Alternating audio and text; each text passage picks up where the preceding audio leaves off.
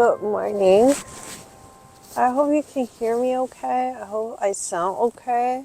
I don't know why I'm doing this to try to talk to you right now with half of my mouth being completely numb, including my tongue. I got my tooth filled, and he said once he went inside, the cavity was a little bit more than he anticipated, so he put medications in there. So I was like, it's okay, but you're going to be sensitive for the next 2 days. If it's more, come back. We're in trouble. Hopefully, this was it, and we don't need to go any further on that tooth. So, well, one thing he told me that was interesting, and with all of my previous dentist visits all my life, nobody explained that to me. So, when he put in the numbing injection and he was working on my tooth, all of a sudden I felt my heartbeat was going crazy. And I was like, I'm scared, yeah, but like not to the point I would have full on panic attack. And my fingers and hands are kind of jittery. Like I wasn't doing well. And he's like working on my tooth with like drills and things, and I didn't want to have a panic attack there, right? He noticed that my body's changing and started touching my heart, and it's like, because I couldn't talk to him, right? I have all these things in my mouth. He was like, oh, you doing okay? I'm like, oh, I don't know. Like, I did that with my fingers. And he said, it's your heart rate. Your heartbeat's going faster, right? It's like, yeah, that's it. Yeah, right. And he said, well, that's because of the medication I put and the numbing drugs that are put in. So it's causing the heartbeat to go higher. It's okay. It's fine. And then after it was done, I was like, okay, like I need you to explain a little bit more about this. What does that even mean? And he said the numbing agent, in order to stay where it needs to be for him to have enough time to work on the tooth, needs to come with epinephrine. So they are inserting epinephrine with an agent to go in.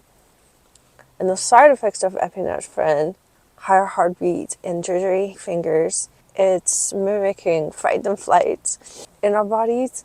And it completely makes sense because whenever I get my tooth, treatments of any sort, I always felt like, oh my God, I'm completely washed out. Just like when you're coming back from a panic attack, like, you know how you're like completely wiped out? And I kept thinking, like, why am I overreacting? It is not that you're overreacting. The numbing drug that they put into your jaw has epinephrine and it's mimicking exactly panic attack. I feel like I have been blaming myself for the longest time. I'm like, why am I overreacting? Why is my heart beating so much? Why am I like exhausted? Yeah, so I don't know what other people are reacting to it, but to me, this was my experience because I'm always anxious person anyways. I wanted to share that with you. Alright, I'm going to stop talking because it hurts. I'm going to figure out something to do because at 1 o'clock we have a photo shoot and I'm going to do her makeup like this. At least I'm not going to be in the photos, but like this. I don't know what I'm going to do. Alright, let's talk to you later.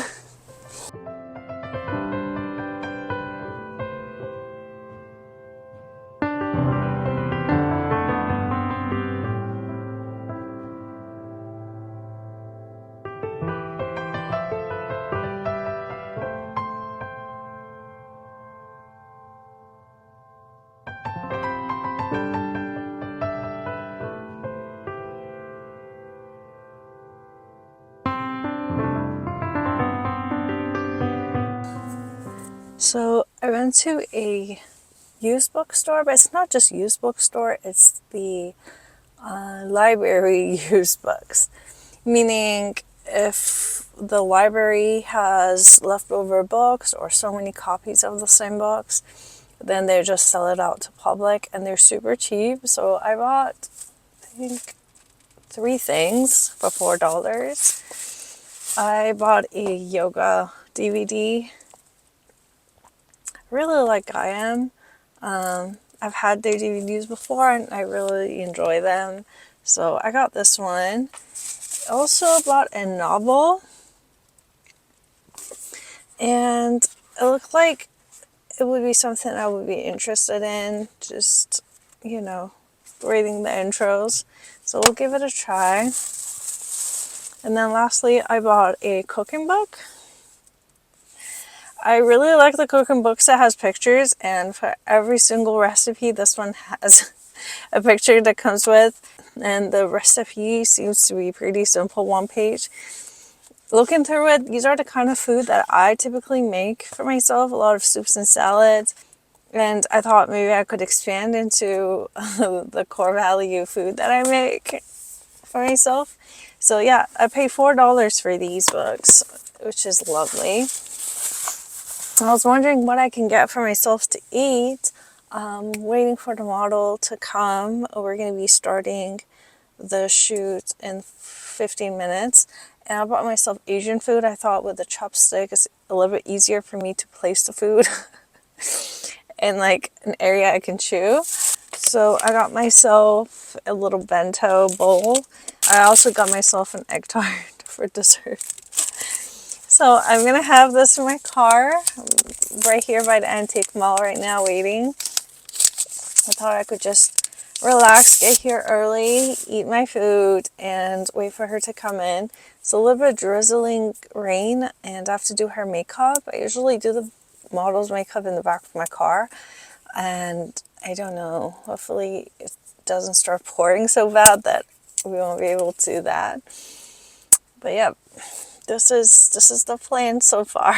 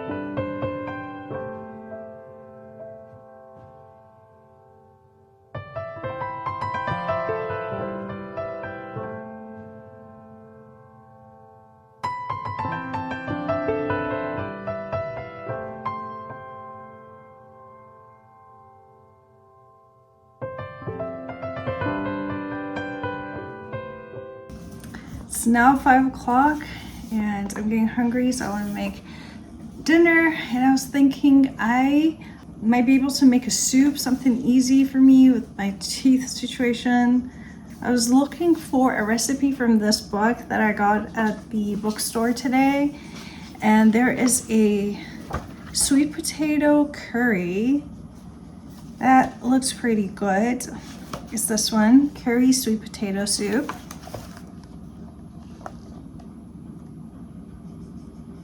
I'm holding it so you can pause and read the information if you want to make the same. I realized that I don't have as many as sweet potatoes that I thought I had. I have 3 and they all went bad except for 1 survived from that batch. So whatever I have in the fridge, I'm just gonna make something up with that and we'll see how that goes. So this is that 1 sweet potato here, and I have these small ones, so I'm just gonna make it out of this situation. I have an onion, look at the carrots, okay. I'm gonna add some tomatoes in there because as you can see, it's still okay, but it's going on getting bad. I have some cilantro and I have chicken broth. So we're gonna make it out of these things.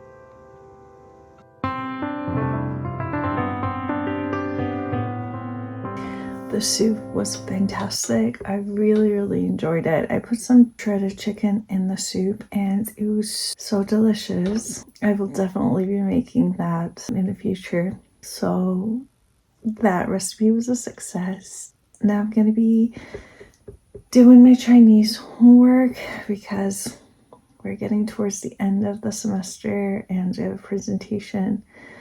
Things are going to be compiling. Last class in my Chinese class, we swapped our class. So I'm at 101 class and there's a 102. So our teachers asked us to do half and half. We separated, so I got to go to the 102 class, and so we practiced with those students, getting to know each other and speaking this basic vocabulary and grammar that we know. And the teacher in the other class, I actually liked her a lot. I think like she pronounces vocabularies a lot more pronounced than my teacher, and she was very attentive and correcting me a lot, and I really liked it. But I guess at the result, I was kind of timid in speaking because she was like listening in and correcting all the time. So when I was leaving, she was like, don't be nervous. And like what she said made me feel kind of like shameful. And I kept like processing that with myself. Like, why do I feel this way? You know, like I'm so concerned about like how I appeared as soon as I heard that, right? So I'm kind of like, I don't know, into myself. And then I was like, oh, I understand. It's because if someone's anxious, I feel like you can tell me if that's the case for you as well. But as an anxious person, I'm always aware of like if I sound anxious, if I look anxious. And when someone comes and bluntly tells me that don't be, so it means like they have noticed that I was anxious, and it makes me feel, I don't know, kind of like seen. That what I was trying to hide, that I'm like not anxious and I'm cool, like I was seen. And there's no problem with that though, but it just made me realize that. And as a wedding makeup artist, I work with a lot of anxious brides over the years. I was just thinking of how I would react if I see someone's anxious versus like how this teacher reacted. So one way that I feel like I have succeeded in dealing with anxious people, first of all, just treating them normal as if like they are not anxious, but loving them more. So meaning that I would give them attention, but not like observant attention. It's more of like I would pay extra attention to them and smile with my body language and energy. I try to really embrace them with my love. It's kind of just like let them lead. They would tell you what they feel, and then once you feel that, kind of reassuring them that that might not be the case. Like, I feel like I don't like my hair today. You're like, no, but your hair looks beautiful. Or why do you feel this way? Just asking questions about that. So allowing them to elaborate. But imagine like if you have an anxious bride in your chair and you're like, oh, don't be anxious. How would they react, right? And I was just going through that in my head, and I was like, if I was a teacher and I would see someone's anxious, how would I react in that situation, right? I would be reassuring, you're doing great, good job, and that's all it takes, Like, how can someone who is anxious not be anxious when you're ordering, right? Like, don't be. It's as if, like, don't be depressed. There's so much interlayer reasoning for how like people are. I feel like the only thing that you can offer to help is just to love. So if I were the teacher, I was just thinking, what would I have done? I would be like, yeah, I'll be like, you guys are doing great. I am so proud of you. It takes a lot of courage to be here, and you're doing wonderful for pushing yourself outside of the boundaries, learning a new language, all these new vocabularies. I'm always here to help. Tell me what I can do to make this easier for you. I'm here to listen in. That's what I would say. But I feel like so strange the way we phrase our vocabulary can have a lot of energy and bar. And I've worked really hard not to be impacted by people's vocabularies. If someone says something however way they say, I try to not be impacted by it at all. I always think about it to be in Zen. No matter what happens around you, whatever happens, shouldn't really impact who you are and how you feel. I remember I used to read this book and it said something that really challenged that to me at that point of how impactful languages are. It said, like, imagine you're standing in front of someone and they say the meanest things to you in a different language and you have no idea what they say. You won't hear it, so it doesn't impact you. And then they say it in the language that you understand. Why would your energy change? Why would somebody's vocabulary arrangements, regardless whether you understand it or not, impact you and how you feel about yourself? It's someone else's just putting words together. Why would we need other people's validations? We shouldn't. The way that they think about us shouldn't impact us, because might as well just be barking or chirping or whatever, right? So whatever they say is the way that they perceive things from their own limitations of vision, limitations in processing their brain, which is very limiting, right? Because you don't know the other people. You only see what you can see, and we don't know what they see. Can all of us see the things the same way? We're very limited into the environments that we grew up with. So the words and how it's being said, I feel like it shouldn't be impacting us regardless of how they're being said. So that's something that I want to keep reminding myself to work on. So it was interesting to me that just because she's told me today, don't be nervous, that kind of made me like think about it in a way. So yeah, I just wanted to share that. Yeah, let me know what you think. How do you think about that? How do you process it? Anyways, I'm going to be starting to do this homework and I'm going to head out to bed. Thank you so much for watching this video until now.